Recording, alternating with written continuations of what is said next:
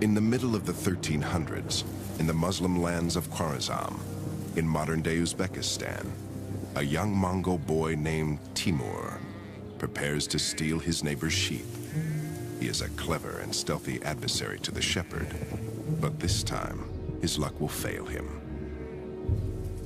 It is said that he receives a wound that never fully heals, making him lame for life. As he grows to power, he is called Timur the Lame, or Tamerlane in the West. It is a name that his enemies will come to dread. By the year 1360, Timur is an important Amir, or leader, a master chess player, a skilled strategist. Though he is a Mongol, he cannot claim descent from Genghis Khan, so he creates an elaborate genealogy linking himself to the great leader. He even takes 2 wives descended from Genghis Khan to legitimize his claim. Samarkand was a garden city, and one of Timur's main construction activities was to provide irrigation canals that opened up whole suburbs with these wonderful gardens. Because Timur was a Muslim, he also constructed Muslim buildings, and he used a lot of the booty that he acquired when he conquered India to construct an absolutely enormous mosque. One of the attributes of Timur seems to have been his pride and his megalomania, we might say. And you see this in this mosque. It is colossal. Size was the big thing. The entrance way is 50 feet tall. And clearly the impression you're supposed to get is I, the humble little worshiper, have to go through this 50-foot doorway to get in. The magnificence of Samarkand is a testament to the might of Timur, but it is also a testament to his brutal means of keeping order. Outside the walls of Samarkand, his merciless cruelty becomes legend. From 1385 on, Timur systematically sacks all of Western Persia, as well as cities throughout Azerbaijan, Georgia, Armenia, and the Caucasus. Tens of thousands of people are slain along the way. In 1398, Timur follows in the footsteps of the Greeks, leading an audacious expedition over the world's most notorious mountains, the Hindu Kush. He then lays waste to northern India. But the farther Timur extends his reach, the more difficult it is to control hostile populations. When the inhabitants of Delhi rebel against their new Mongol masters, Timur takes a page out of Genghis Khan's Book of Terror and writes a new and even more horrific chapter.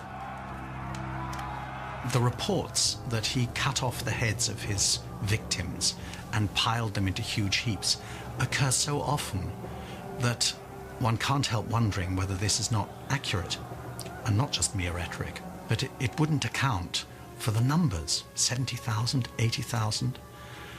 I think we're talking about psychological warfare, which is something that the Mongols had introduced. It's one thing to go to war, it's quite another to use terror as a weapon of war, and this is what Timur did. The vaulted skyline of modern-day Istanbul bears testament to the one dynasty that stood in the way of Timur's dream of a Genghis-sized empire, the Ottoman Turks. In 1402, Timur's expanding lands reached the immovable borders of Ottoman Sultan Bayezid.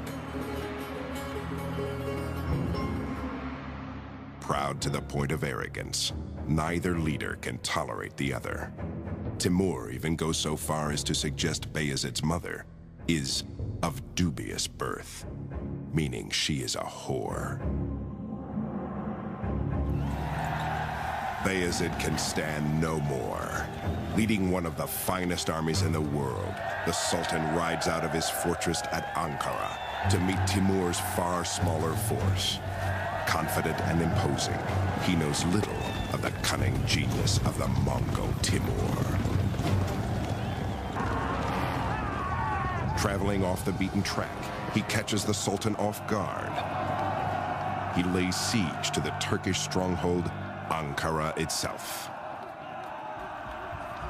It is a humiliating turn of events for Bayezid.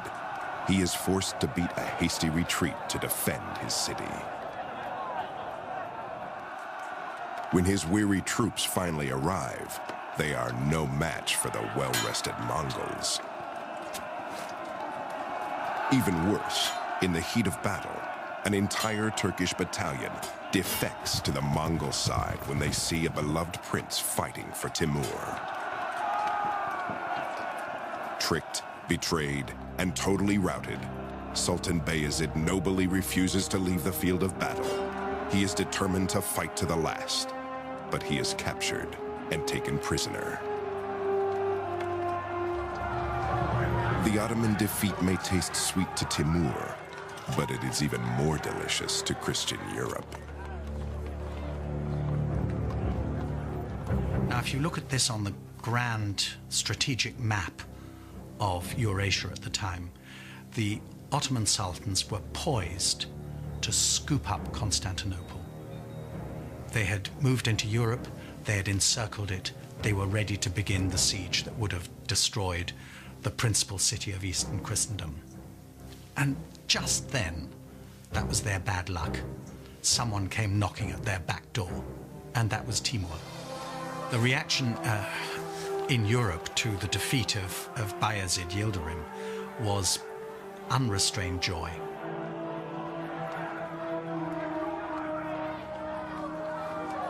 With the defeat of the Ottomans in 1402, Timur's empire nearly matches Genghis Khan's in size and scope.